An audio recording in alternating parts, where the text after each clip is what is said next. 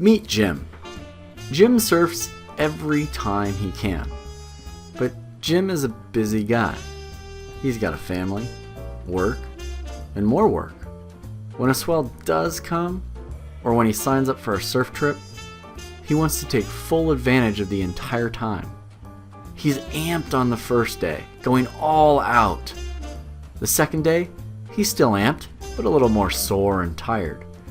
By the third day, he feels like he's got his fill and will wait another day to recover. The fourth day, the swell is gone. The wind is up, the tide's just not right. He regrets that he missed the day before. How can Jim prevent this from happening?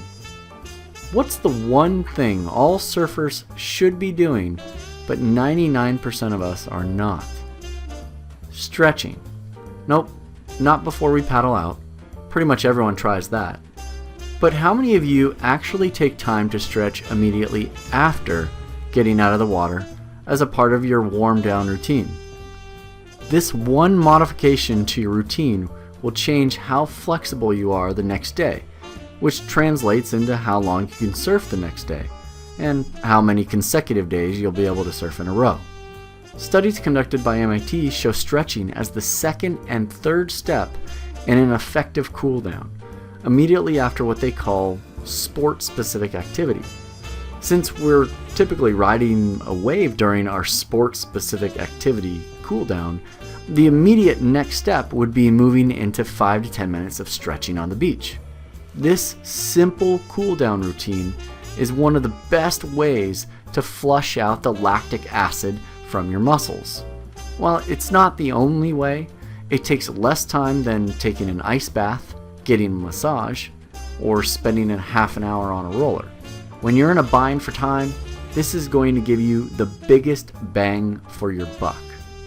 And now that we have the facts, how many of you will actually make this change?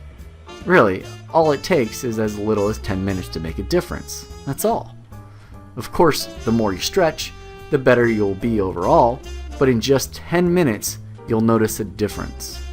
Take this X-Swim workout, for example. We added into the actual workout 10 minutes of stretching after a 10-minute warm down of sport-specific activity where we're working on balance.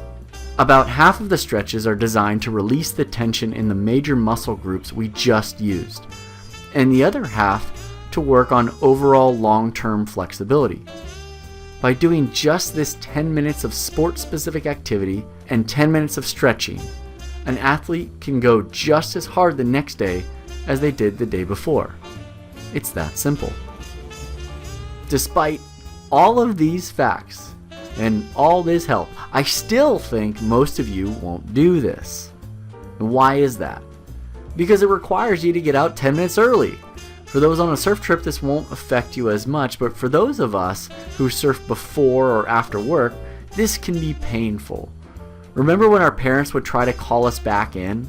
We'd pretend we couldn't hear them because we wanted to catch just one more wave. Well, it's kind of like that.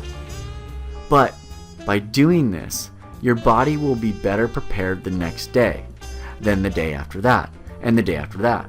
So if you see in the forecast that it's going to be good for a few days in a row, incorporate this discipline into your surfing life.